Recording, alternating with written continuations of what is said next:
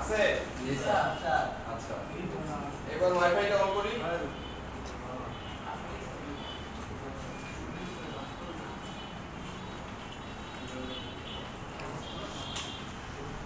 Wifi অনই আছে।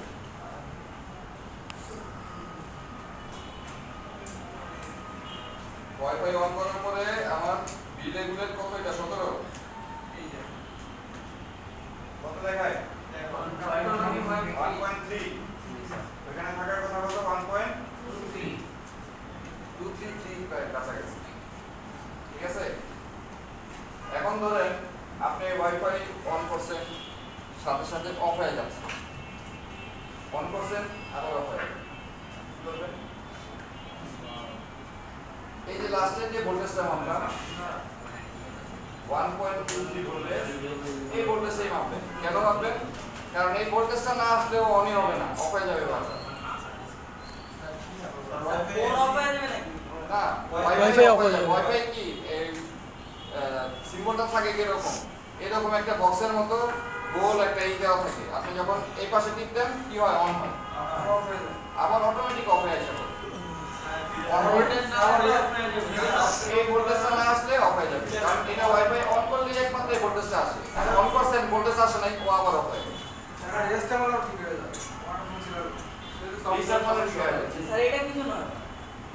এই যে ভোল্টেজ না আসলে, এখন আপনি রিস্টার্ট মারলে কি হয়? একটা সেট যখন রিস্টার্ট মারেন তখন কি হয়? সেটা আবার নতুন ভাবে গুছায়া তারপর আবার অন হয়, ঠিক না? সবগুলো ফাংশন অ্যাক্টিভ করে গুছায়া তারপর সুন্দরভাবে আবার অন হয়। যখন আবার অন হয় তখন অনেকেরটা সলভ হয়ে যায়, আবার অনেকেরটা রিসেট দিলে সলভ হয়, আবার অনেকেরটা কোনোভাবেই সলভ হয় না। ওই একমাত্র ভোল্টেজ নাই, পাওয়ার আইসি ভোল্টেজ নাই, সলভ হবে তো তখন আপনার পাওয়ার আইসি থেকে কাজ করতে হবে। আর যদি দেখেন ভোল্টেজ আছে তারপরে কাজ করতেছে না, আইসিটাকে একটা চেক করে দেখেন, না হলে রিমুভ করেন, না হলে চেঞ্জ করেন। ঠিক আছে? মনে থাকবে? এই আজকে ওয়াইফাই পর্যন্তই। প্রক্সিমিটি সেন্সর, প্রক্সিমিটি সেন্সরের কাজটা কি? কল দিলে স্যার স্ক্রিনটা অফ করে দেয়, কানে শুনে দিলে। প্রবলেম কি কি হয়? প্রবলেম স্যার কল দিলে স্যার কল দিলে স্যার একটা বন্ধ আসে। এই একটা প্রবলেম আছে, যে প্রবলেমটা সবার জানা থাকে। স্যার আমার কাছে আসছে, আমারটা বলতেছে। কি প্রবলেম হয়? স্যার কল দিলে স্যার বন্ধ হয়ে যায়, আবার সেট কই? শুনেন, আপনারটা যে ক্লাস করে আমি আপনারটা কমপ্লিট করে দিতেছি। কিন্তু কল দিয়ে আপনাকে দেখা দেন সবাইকে কি হয় প্রবলেম।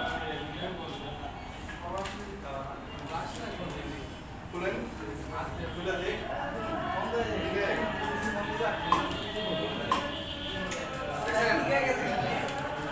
ডাক্তারের কাছে রোগী আসছে স্যার আপনার স্যার বন্ধ হইতাছে না।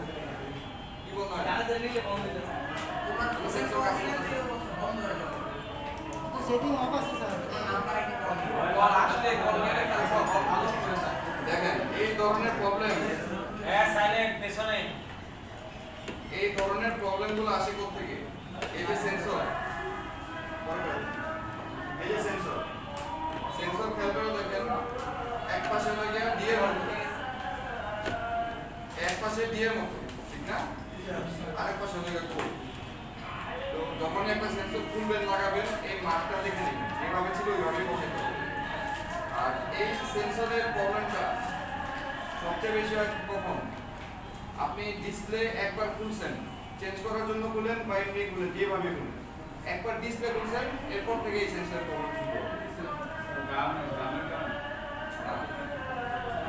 কারণ আপনি ডিসপ্লে যখন খুলছেন, সেন্সরের উপর একটা কভার থাকে, সেই কভার হারায় যাচ্ছে। আর নয় কি হয়, কভার ঠিকই আছে, আপনি যে ওই যে আঠা দিয়ে লাগাইছেন, ওই আঠা দিয়ে লাগাইছেন, আঠাটা দুই দিন পরে যা শুকিয়ে গেছে, আপনার মাঝখানে সেন্সর আছে, ভয়ে ওই জায়গায় আঠাই দেননি, না দেওয়াতে কি হয়েছে, আঠা ওইখান থেকে একটু ছেড়ে দিছে, ছেড়ে দেওয়া উপরে গ্লাস, আমার তো সেন্সর থাকে কোথায়? এই উপরের অংশে। কি হয়, গ্লাসটা এরকম উপর সাইড দিয়ে একটু আলগা হয়, ফাঁকা হয়, কিংবা আমার ঘাম লাগতে লাগতে এমনি রেখে কথা যখন বলি, এই মাথার ঘাম এইখান দিয়ে পড়তে থাকে, পড়তে পড়তে কি হয় এই সেট থেকে আলগা হয়ে যায় গ্লাস। এই গ্লাসটা আলগা হয়ে গেলেই আপনার কি হবে সেন্সর কাজ করবে না। এই কিছু কারণেই আপনার সেন্সর প্রবলেমগুলো শুরু হয়। মূল বিষয়টা হচ্ছে এই কভার। সেন্সর কখনো নষ্ট হয় না। সেন্সরে কখনো ভোল্টেজ মাপবেন, জিআর মাপবেন, কোনো কিছুই মাপতে হয় না। আমি এখন পর্যন্ত পাইনি। একটাই প্রবলেম পাইছি, সেটা কি এই কভার। এই যে দেখেন ডি এর কভার ডি, জিরোর কভার জিরো, আলাদা হবে দাও না। আচ্ছা, এই কভারটা না থাকলে আপনার এই প্রবলেমগুলো তৈরি হয়। কভারটা কেন দেয়? কভারটা দেয় হচ্ছে, যেমন ধরেন একটা মুড়ি যদি আপনি ডিব্বার মধ্যে রাখেন, কি করেন? এয়ার টাইট করে রাখেন না, বাতাস যেন না ঢুকে, আলো বাতাস যেন না পড়ে। সেম ভাবে এই সেন্সর দুইটা, লেন্স যে দুইটা আছে, এই দুইটা লেন্স আপনার এই ডিসপ্লের যে গ্লাস আছে, গ্লাসটাও খেয়াল করে দেখবেন, গ্লাসের সেন্সরের যে সেটটা, ওই সেটটা ব্লু কালারের হয়।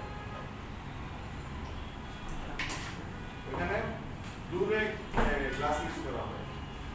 কেন ইউজ করা হয়? এই আলোটা যেন, বাইরের আলো যেন সেন্সরের ভিতরে না ঢুকে। সেন্সরের ভিতরে ঢুকলে সেন্সরের কাজ করে। মূলত আপনাদের প্রবলেমগুলো এমন। বাইরের আলো কখন ঢুকে? সেন্সরটা যখন আমার এই গ্লাসের সাথে লেগে থাকে, বাইরের আলো ঢোকার কোনো রাস্তা নেই। কারণ এই সেন্সরের যে দুইটা লাইট দেখতেছেন, এই যে দুইটা পার্ট দেখতেছেন, এই দুইটা পার্ট ডিসপ্লের মধ্যে কোথায় থাকে? দেখবেন ডিসপ্লে গ্লাসের মধ্যে দুইটা ব্লু কালারের, গ্লাসের উপরে, হ্যাঁ, দুইটা ব্লু কালারের এই দেখতে পাবেন। নষ্ট ডিসপ্লে থাকলে আরো ভালোভাবে বোঝানো যেত। স্যার নষ্ট ডিসপ্লে আছে। এই যে এখানে দেখা যাচ্ছে, এই যে, হ্যাঁ, নষ্ট ডিসপ্লে দেন একটা। এই যে দেখেন, এই যে এখানে দেখা যাচ্ছে, হ্যাঁ, কিন্তু এটা কালারটা হচ্ছে অন্য, দেখছেন? কালার দেখছেন? কখনো এরকম গ্লাস তো সাধারণত খুলে দেখবেন সাদা, না, শুধু গ্লাসটা হইলে হবে। ওই যে ওই ব্যাচের গ্লাসটা ভালো সাদা, বুঝতে সুবিধা হবে, সুবিধা আছে।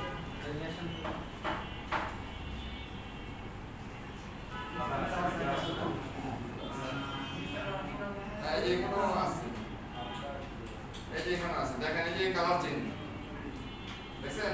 প্রক্সিমিটির জন্য কালার চেঞ্জ।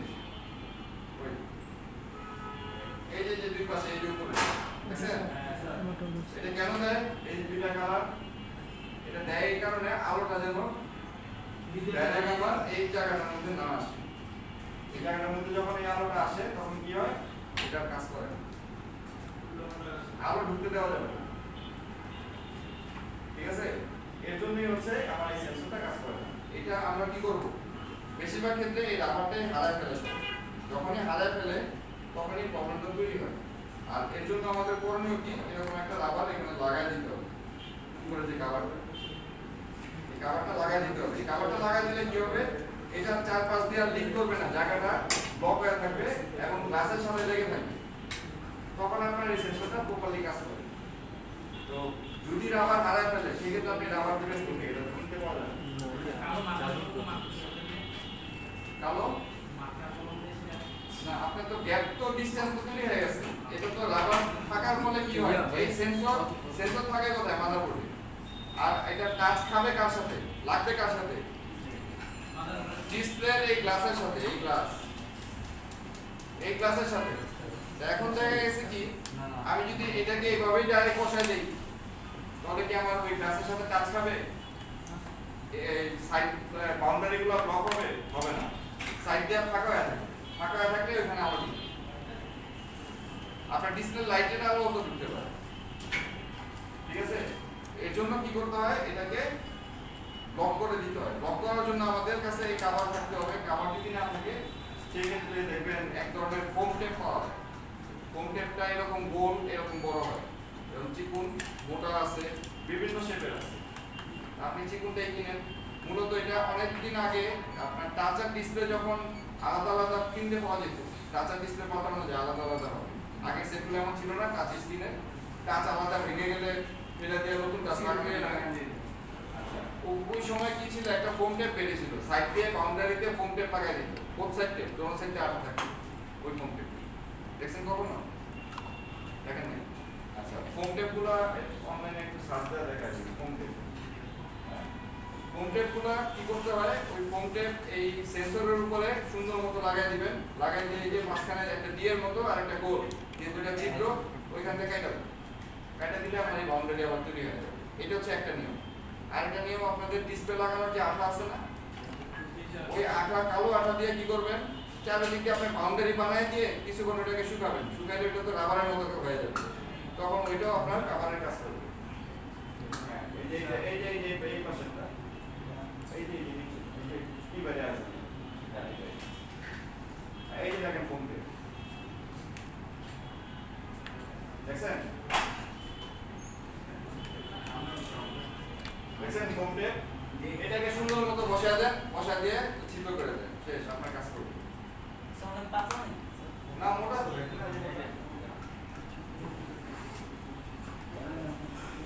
ঠিক আছে।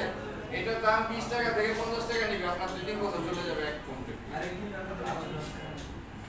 ঠিক আছে, আসলে 2-3 বছর চলে যাবে। এটা অন্যান্য কাজেও লাগে। কখন লাগে? বাটন ফোনের ব্যাটারি লুজ হয়, পেছন দিয়ে লাগাই দেন, লাইটটা থাকে, বিভিন্ন কাজে লাগে, ঠিক আছে। আর এই ফোম টেপ যদি না থাকে, এক তো এই রাবার, এই কভার যদি না থাকে, কি করবেন? ফোম টেপ লাগাবেন, ফোম টেপও নাই আপনার কাছে, তখন কি করবেন? ওই যে আমি বললাম অ্যাডহেসিভ, যেটা আঠা, কালো আঠা দিয়ে সুন্দর মতো বাউন্ডারি দিবেন, চারপাশ দিয়ে, এটার চারপাশ দিয়ে সুন্দর মতো বাউন্ডারি দিবেন, মাঝখানে যেন না পড়ে, দিয়ে এটাকে শুকাবেন, শুকায় কি করবেন? বসা দিবেন, ওটা তো রাবারের মতো হয়ে গেছে, বসা দিবেন, কাজ করবেন। মোট কথা হচ্ছে এই সেন্সরটা যেন ডিসপ্লে গ্লাস পর্যন্ত বাউন্ডারিটা পৌঁছায়, মানে সাইডে বাউন্ডারি থাকবে যেন ওই জায়গা ব্লক হয়, ব্লক হইলে আপনার সেন্সর ঠিক মতো কাজ করবে। এই আপনারটা যে প্রবলেম, শুনেন, এখন তো ঠিক হয়ে গেছে, পরে আবার যখন দিবে তখন এই কাজটা করবে, আর কোনোদিন দিবে না, ঠিক আছে? মনে থাকবে? এই মনে থাকবে? সাউন্ড নাই কোনো, সাইড করে রাখেন স্যার। ফোম টেপ তো নাই আমার কাছে, আর ওই আঠা দিয়ে কইরা শুকাইতে শুকাইতে আপনাদের ক্লাস পার হয়ে যাবে, পরে শিখে শেষ হয়ে যাবে। এছাড়া আরেকটা বুদ্ধি আছে, আরেকটা কাজ করতে পারেন। এই যে টিস্যু নেবেন, টিস্যু সুন্দর মতো পেঁচাবেন, পেঁচে এখানে মাঝখানে বাউন্ডারি দিবেন, এই যে এভাবে করে বাউন্ডারি দিবেন, কি সমস্যা করেন? এইভাবে দিলাম, এরপরে এই পাশে দিবেন, এই পাশে দিবেন, এমনি দিবেন, এমনি দিবেন, আঠা দিয়ে লাগাই দিবেন, শেষ। স্যার তাহলে ওটা কাজ করবে। চারপাশ দিয়ে একটু বাউন্ডারি দিতে হবে।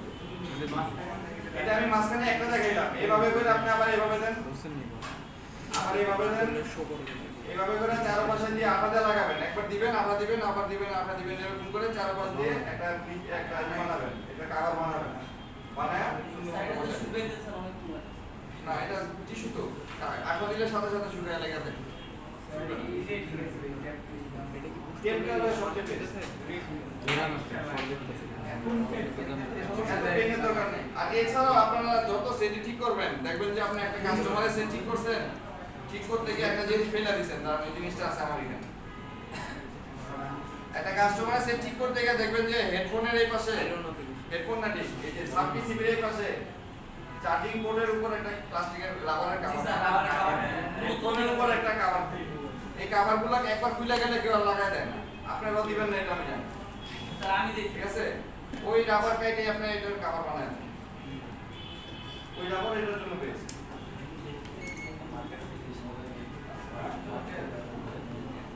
হ্যাঁ, আর আরেকটা জিনিস আছে যেটা সহজ পদ্ধতি, মার্কেটে এটাই করে। সহজ পদ্ধতি কি জানেন? এই সেন্সরটাকে ফেলা দেন, মাঝখানে হিট দিয়ে ফেলা দেন, শেষ। আপনার সেন্সর ঠিক মতো কাজ করবে, মানে সেন্সরই নাই, আর সেন্সরের যে প্রবলেমগুলো ছিল সেগুলোও থাকবে। সেন্সর যেহেতু নাই, মাথাও নাই, তার ব্যথাও নাই। না, আর সুইচ দিয়ে অফ করবেন, বাটন ফোন বানাই ফেলবেন, ঠিক আছে? এটা করতে পারেন, আবার কস্টিং দিয়ে রাস্তা ব্লক করে দিতে পারেন, এই একই কাজই করবে বাটন ফোন, ঠিক আছে? আচ্ছা, এই সেন্সর চেঞ্জ করতে পারেন? সেন্সর চেঞ্জের নিয়ম হচ্ছে এই যে সেম নিয়ম, মাইক্রোফোন, ডিজিটাল মাইক্রোফোন যেভাবে চেঞ্জ করছেন, এই যে করবেন, এখানে ধরে রাখবেন, সুন্দর মতো ধরে উঠে আসবেন। এই সেন্সরের টার্মিনাল হয় কয়টা? এই চারটা, চারটা, আটটা হয়। আটটার মধ্যে চারটা ভোল্টেজ থাকে, দুইটা এসি থাকে, 8টা লাইনের মধ্যে 4টা থাকবে ভোল্টেজ, 2টা থাকবে এমসি। 6টা হলো, আর একটা থাকবে গ্রাউন্ড, আর আরেকটা থাকবে ইন্টারাপ্ট লাইন, ওই যে ইনেবল সিগন্যাল। ডায়াগ্রামটা ওপেন করে দিতে এই যে এটা দুই ধরনের আছে, ডাক্তার করতে হলে কি করতে হবে?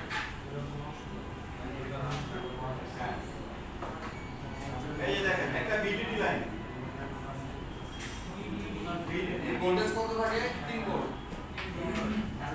আরেকটা কি এসডিএ, আরেকটা হলো এসসিএল। এসডিএ এসসিএল কি? Serial data serial. এটা কিসের? I2C প্রোটোকল, ঠিক না? এখানে 1.8 ভোল্টেজ থাকে।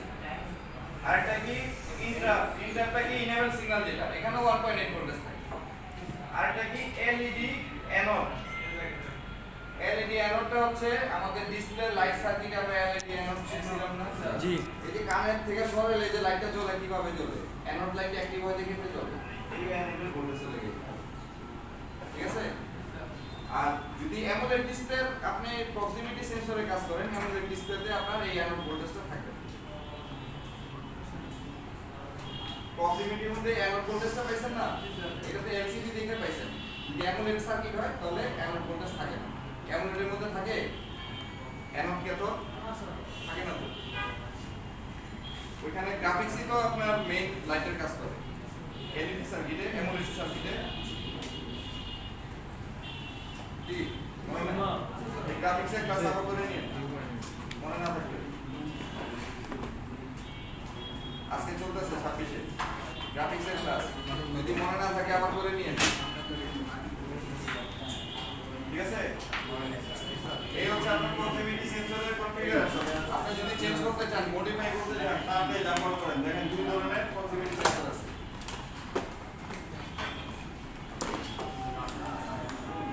আগ্রহ